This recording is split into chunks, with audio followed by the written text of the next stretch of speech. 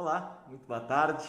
Estamos começando mais uma live do Taquini, sempre com um assunto interessante, um convidado relevante, pessoas que fazem a diferença aí na saúde da sociedade. E ao nosso lado hoje, a doutora Isabelle Berti. E o assunto de hoje, doutora, nós vamos começar a falar sobre Dezembro Vermelho. Ontem, dia 1º, foi o comemorado Dia Mundial de Prevenção contra a AIDS e o vírus HIV, né? Exato. E eu queria começar perguntando para a senhora, doutora, porque assim, o vírus HIV e tal, é uma doença sexualmente transmissível, uma infecção sexualmente transmissível, certo? Uhum. Mas não é só desta forma que ela é transmitida, né? Uhum. Existe uma série de outras formas de se transmitir o vírus HIV. Boa tarde, pessoal. Então, sim, o HIV ele é principalmente transmitido no contágio sexual, né? Sangue e fluidos sexuais, e tem também a questão do contágio que pode acontecer no contato sangue-sangue, sangue vivo, né? Essa é uma maneira mais rara da gente ver. Agora a gente não vê as pessoas tanto lidando, né, com sangue, assim, a gente usa muito EPI, os profissionais de saúde usam os equipamentos de proteção individual, então acaba sendo menos esse contágio, muito menos.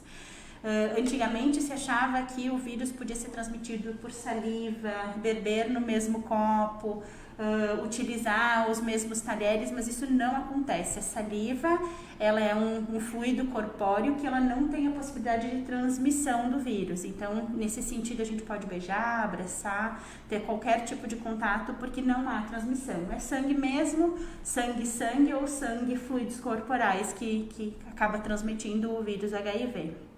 Legal. E eu queria começar a perguntar também, depois a gente vai falar a respeito dessas mudanças, porque são 40 anos que a gente, da presença do vírus HIV aqui na sociedade, né? Exato.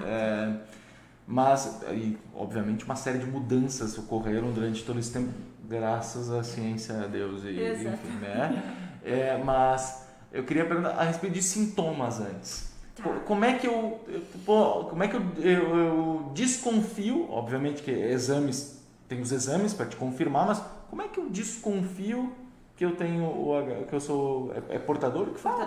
Portador do HIV. Pessoa vivendo com HIV. O HIV pode permanecer assintomático, sem causar nenhum tipo de sintoma no corpo por muito tempo em algumas pessoas, tá? Então, tem algumas pessoas que lá no início tem como se fosse um gripão, um mal-estar, um desconforto generalizado, às vezes pode aparecer algumas ínguas no pescoço que vêm e somem. Algumas pessoas têm um pouco de diarreia, desconforto gástrico, né, o estômago, mas também é muito frustro, vem e logo depois some. E anos depois acaba descobrindo que teve contato e acabou adquirindo HIV. Então, a gente sempre pensa na prevenção, no diagnóstico precoce, porque ele pode estar oculto no corpo e ficar oculto no corpo por muito tempo. Então, idealmente, exames anuais de sangue ou o teste rápido, que é feito em qualquer unidade de saúde, está sempre disponível, uma picadinha no dedo, faz o teste e já sai dali com as orientações e, se tiver o diagnóstico, com todo o tratamento encaminhado. Quando a gente pensa no HIV se transformando na AIDS, na síndrome, né, da doença ali adquirida, da imunodeficiência, aí ela pode vir com um leque, muitos sintomas, né? Perda de peso, febre que não passa, diarreia, ínguas pelo corpo que não passam nunca, tosse, catarro, a tuberculose pode vir junto porque é uma porta aberta, a imunidade está muito baixa. Então pode dar muitos sintomas e às vezes algumas pessoas demoram um pouquinho para descobrir porque ficam com medo de fazer o teste. E se eu tiver, e agora o que vai acontecer? Então, se tiver algum sintoma que está mais atrapalhado, que não está conseguindo descobrir o que está acontecendo, o ideal, busque seu médico ou busque a unidade de saúde para fazer o primeiro exame o quanto antes e aí a gente poder dar o atendimento e o segmento. Doutora, agora eu queria entrar nessa questão da evolução desses 40 anos, porque é uma data muito marcante, muito né? Sobretudo pela mudança que aconteceu. A gente brinca, né, que quando surgiu aquele filme lá do De Volta para o Futuro, que a gente pensava que em 2020 a gente ia ter carro voador, skate voador, e hoje a gente tem as barbearia gourmet, né? Verdade. Mas eu acho que o avanço que se teve do surgimento do vírus HIV, em termos de tratamento até agora, é um avanço que sequer poderia ter sido imaginado na época, né? Porque é um negócio que é tremendo, é gigantesco, em termos de tratamento mesmo, né? É muita diferença, uma diferença muito, muito gritante. Antes a gente pensava em 20 comprimidos ao dia com um controle bem ruim, né, do vírus. Ele ainda se desenvolvia, ele ainda causava doença, o vírus ainda tinha atividade no corpo. Era um coquetel, exatamente. Um coquetel da AIDS. Exatamente, era o legítimo. E agora a gente tem tratamento com 1, 2 comprimidos ao dia, comprimidos que praticamente não tem nenhum tipo de efeito colateral, que danos a longo prazo praticamente não causam. E as pessoas que vivem com HIV e que fazem o seu tratamento adequadamente não tem sintoma nenhum, tem uma vida plena, tem uma vida saudável, tem uma vida que pode fazer qualquer coisa que tiver vontade. Pode ser um atleta de ponta, pode ser a dona de casa, pode ser o trabalhador do dia a dia, pode ser médico, pode ser enfermeiro, e está tratado, sem causar dano nenhum para o seu corpo e sem risco de transmitir para outras pessoas. Né? Fica em controle total do vírus. Inclusive, ter relações sexuais de forma normal. Normal, exatamente. Contanto que tenha a prevenção. Porque, exatamente. Lembrando que há 40 anos também camisinha não existia, nenhum, né? Agora a gente tem isso muito bem firmado, tem né? Uma série de prevenções. Exatamente. Não só a camisinha. Exatamente. E a gente sabe que a pessoa que é indetectável no vírus não tem poder de transmissão, porque esse vírus não está circulando no corpo. Então, usando o tratamento adequadamente, a gente não tem risco de transmissão. A gente fala sempre na prevenção combinada, né? O HIV é prevenido com preservativo? Sim. Mas é prevenido também a partir do teste rápido, que é feito regularmente. É prevenido com os outros cuidados das outras transmissões de outras infecções sexualmente transmissíveis. Por exemplo, as hepatite B tem a vacina para ser feita, né? A sífilis tem tratamento. Então, é sempre combinar diagnóstico e tratamento. E o preservativo ainda segue sendo um excelente recurso para a gente prevenir transmissão não só do HIV, mas de outras infecções sexualmente transmissíveis. Aí eu vou te perguntar, doutora, vamos lá. A pessoa teve uma relação sexual, não se protegeu, tá? Obviamente, dali uma semana não tem nenhum tipo de sinal que ela possa verificar que possa indicar para ela que ela é portadora do HIV. Ela ainda assim, ela procura alguém, que ela faz se aquilo ali fica na cabeça dela e realmente ela tem uma consciência de que eu preciso fazer alguma coisa? Ótimo. A gente tem um tratamento que se chama profilaxia pós-exposição. É um comprimido, são 2 comprimidos na verdade que são utilizados e eles precisam ser iniciados em até 72 horas depois da exposição, então até 3 dias após a exposição.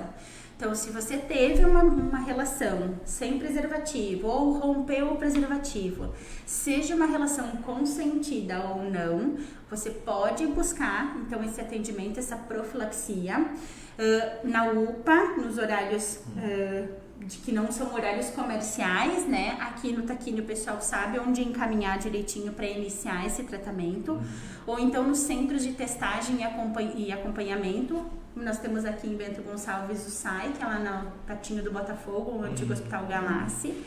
É fornecido, então, esse tratamento com os 2 comprimidos e é feito um acompanhamento. Lembrando que tem que estar em até 72 horas da exposição, tá?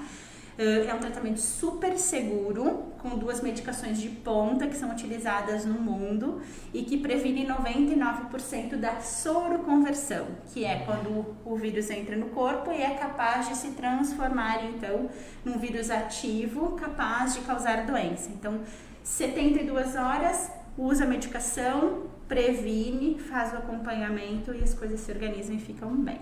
Isso é uma coisa que a gente tem que até exaltar, eu acho, na questão da saúde pública do Brasil, que foi um avanço e um engajamento muito forte nessa questão do vírus, né?